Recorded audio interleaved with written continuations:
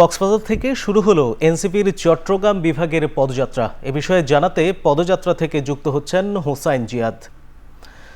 জিয়াদ, পদযাত্রার সবশেষ অবস্থা কি জানাবেন আমাদের?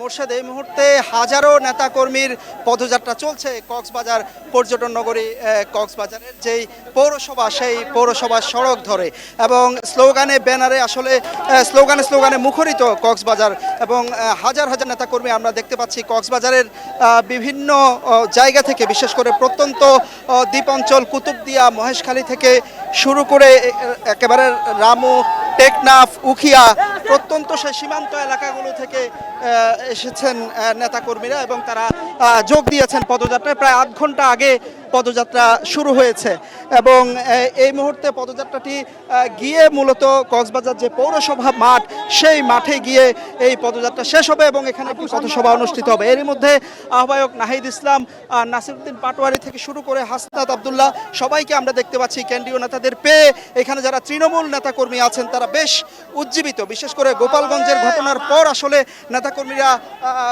নেতাকর্মীরা এই পদযাত্রাটিকে একটি চ্যালেঞ্জ হিসাবে নিয়েছেন কক্সবাজারের এই পদযাত্রাটিকে এবং আমরা দেখতে পাচ্ছি যে বিভিন্ন শ্রেণী পেশার মানুষ আসলে এই পদযাত্রায় অংশ নিয়েছেন এবং এখানে সাধারণ মানুষকে আমরা দেখতে পাচ্ছি ঢাকঢোল বাদ্যের তালে তালে মূলত বিভিন্ন শ্রেণী পেশার মানুষ, তরুণীর অংশগ্রহণই সবচেয়ে বেশি। তারপর আমরা দেখছি বিভিন্ন বয়সী মানুষ আসলে যোগ দিচ্ছেন এই পদযাত্রায়।